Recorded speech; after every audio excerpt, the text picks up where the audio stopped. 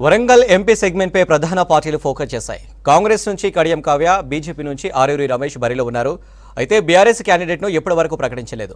Mahabubabad MP నియోజకవర్గం నుంచి 3 పార్టీల అభ్యర్థులను ప్రకటించారు. దీంతో ప్రచారంలో దూసుకెళ్తున్నారు అభ్యర్థులు. గ్రౌండ్ లెవెల్లోని పరిస్థితిపై పూర్తి డీటెయిల్స్ కృష్ణమోహన్ అందిస్తారు. సమ్మర్ జిల్లాలో పార్లమెంట్ ఎలక్షన్ల వేడి మొదలైందని చెప్పొచ్చు. సమ్మర్ కంటే కూడా మించి పాలిటిక్స్ హాట్గా మారిపోయాయి. 2 పార్లమెంట్ పరిధిలో వరంగల్ జిల్లా ఉంది. ఆ వరంగల్ పార్లమెంటు దానికి సంబంధించి చూస్తే కూడా ఉత్తర తెలంగాణకు కేంద్ర బిందువుగా నిలబడటంతో వరంగల్లో పాగా వేయాలనేది ప్రధానంగా 3 పార్టీలు పోటీ పడుతున్నాయని చెప్పొచ్చు. అయితే వరంగల్కి సంబంధించినటువంటి పార్లమెంటు స్థానంలో బీఆర్ఎస్ పార్టీ ఇంకా అభ్యర్థిని ప్రకటించలేదు. ఇప్పటికే కాంగ్రెస్ కావచ్చు, బీజేపీ ఈ 2 పార్టీలు ఉన్న అభ్యర్థులను ప్రకటించడంతో పాటు ప్రచారానికి సంబంధించి కూడా కార్యాచరణ రూపొందించుకున్నారు. అయితే కడియం శ్రీహరి కుమార్తె కడియం కావ్య కాంగ్రెస్ పార్టీ అభ్యర్థిగా ఆమె బరిలో నిలిచారు. అదేవిధంగా బీజేపీకి సంబంధించి చూస్తే ఆరూరి రమేష్ ఆయన బీజేపీ అభ్యర్థిగా కూడా రంగంలో ఉన్నారు. అయితే బీఆర్ఎస్ పార్టీకి సంబంధించి ఇప్పటివరకు అభ్యర్థి మాత్రం ఖరారు చేయలేదు. ఇంకా ఎవరిని నిలబెట్టాలి అనే దానికి సంబంధించి అధిష్టానం ఒక 3-4 పేర్లను పరిశీలన తీసుకుంది. ఎవరిని అభ్యర్థిగా ప్రకటిస్తారు అనే దానికి సంబంధించిన మల్లగుల్లాలు పడుతున్న నేపథ్యంలో ఆ పార్టీలో జిల్లాలో నియోజకవర్గ పరిధిలో వరంగల్ పార్లమెంట్ పరిధిలో కూడా ఒక్క ఎమ్మెల్యే కూడా మొన్నటి అసెంబ్లీలో గెలవలేదు. గెలిచిన ఒక స్టేషన్ గన్పూర్ ఎమ్మెల్యే కడియం శ్రీహరి కూడా కాంగ్రెస్ పార్టీలోకి వెళ్ళిపోయారు. దీంతో ఆ పార్టీకి సంబంధించిన ఎమ్మెల్యేగా ప్రాతినిధ్యం వహించే వాళ్ళు ఎవరూ లేరు. అభ్యర్థిని కూడా ఇంకా ప్రకటించకపోవడంతో ప్రచారానికి సంబంధించి కావచ్చు, లేదా ఆ పార్టీ ఎలా ముందుకు వెళ్ళాలి అనే దాని మీద సంబంధించి ఒక స్తబ్దత అయితే ఆ పార్టీలో నెలకొంది. ఇక కాంగ్రెస్ పార్టీకి సంబంధించి కూడా చూస్తే కడియం కావ్య అభ్యర్థిగా నిలిచారు. ఆమె తండ్రి కడియం శ్రీహరి ఎమ్మెల్యేగా, సీనియర్ ఎమ్మెల్యేగా ఉన్నారు. ఆయన స్టేషన్ గన్పూర్ నుంచి ప్రజెంట్ ప్రాతినిధ్యం వహిస్తున్నారు. 40 ఏళ్ల పాటుగా పాలిటిక్స్లో ఉన్నారు.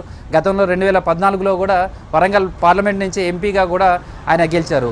ఇప్పటికే కొత్తగా పార్టీలోకి రావడంతో ఇటు పాత సంబంధించినటువంటి నేతలను కావచ్చు, అదేవిధంగా కొత్తగా జాయిన్ అవుతున్నటువంటి నేతల మధ్య సమన్వయం చేసే ప్రయత్నాలు ఇప్పటివరకు జరుగుతున్నాయని చెప్పచ్చు. ఇప్పటివరకు చూస్తే 7 అసెంబ్లీ నియోజకవర్గాల పరిధిలో ఉన్నటువంటి పాత కొత్త నేతలతోటి సమన్వయ సమావేశాలు నిర్వహిస్తున్నారు. నియోజకవర్గాల వారీగా, అదేవిధంగా మండల పార్టీల వారీగా కూడా సమావేశాలు నిర్వహిస్తూ ఇటు పాత కొత్తకు సంబంధించినటువంటి పార్టీల నేతలందరినీ కూడా కలుపుకుని వెళ్ళి విజయం సాధించడానికి, బలాన్ని పెంచుకోవడానికి, ఓటర్లను ఆకర్షించేందుకు చేయాల్సినటువంటి కార్యక్రమాలు కావచ్చు, వీటన్నిటి మీద మీటింగ్లు నిర్వహిస్తున్నటువంటి పరిస్థితి కనిపిస్తుంది.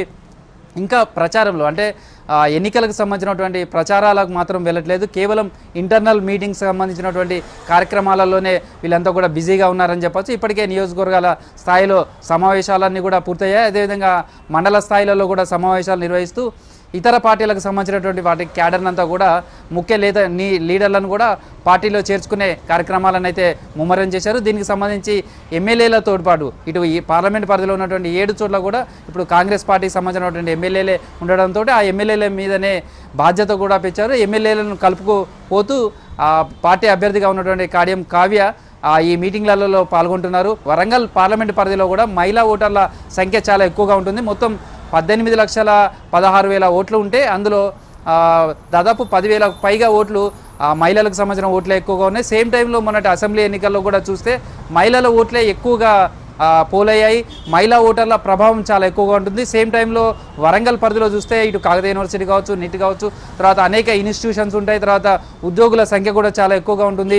యూత్ సంబంధించినటువంటి ప్రభావం కూడా ఎక్కువగా ఉంటుంది. కాబట్టి ఇటు మహిళలకు సంబంధించినటువంటి విభాగాన్ని, అదేవిధంగా యూత్ కావచ్చు, ప్రభుత్వ ఉద్యోగులు ఇలాంటి వాళ్ళను ఆకర్షించడం, తర్వాత తమ వైపు తిప్పుకోవడానికి సంబంధించినటువంటి కార్యాచరణ మీదనే ప్రధానమైనటువంటి దృష్టి సారించినట్టుగా కనిపిస్తుంది. ఇక బీజేపీకి సంబంధించి కూడా సేమ్ ఫార్ములానే పాటిస్తున్నారని చెప్పొచ్చు. ఆరూరి రమేష్కు సంబంధించి ఇప్పటికే నియోజకవర్గాల వారిగా సమావేశాలు, అసెంబ్లీ నియోజకవర్గాల వారిగా సమావేశాలు నిర్వహిస్తున్నారు.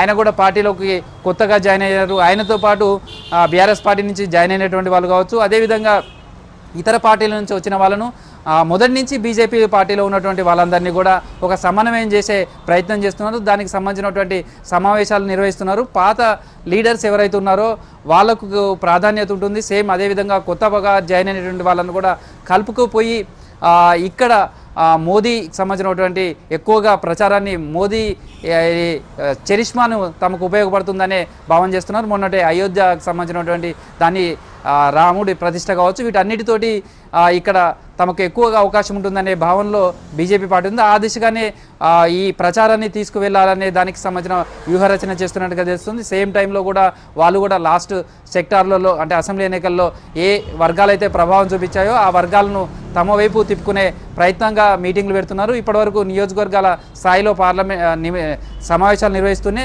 రేపు పార్లమెంటు స్థాయిలో పూర్తి స్థాయిలో ఉన్నటువంటి ముఖ్య కార్యకర్తలు, లీడర్లు, తర్వాత ఇతర ముఖ్య నేతలతో అందరూ కూడా రాష్ట్ర నేతలతో కలిపి ఒక సమన్వయ సమావేశాన్ని కూడా నిర్వహించేందుకు సిద్ధమవుతున్నారు. ఇవన్నీ పూర్తయిన తర్వాత నామినేషన్లు ప్రారంభమైన తర్వాత 18 తర్వాత నుంచే ప్రజల్లోకి వెళ్ళడం, తర్వాత ప్రచారాలకు సంబంధించినటువంటి హోరెత్తించాలనేది నిర్ణయం తీసుకున్నట్టుగా తెలుస్తుంది. దీంతోపాటు బీఆర్ఎస్కు సంబంధించి మాత్రం అభ్యర్థి ఖరారైన తర్వాత ఎన్నికల ప్రచారాలు కావచ్చు, మిగతా మీటింగ్కి సంబంధించినటువంటి దృష్టి సారించే అవకాశం కనిపిస్తుంది. ప్రధానంగా రెండు పార్టీల మధ్య కూడా ఇప్పటికే మాటల యుద్ధం మొదలైంది.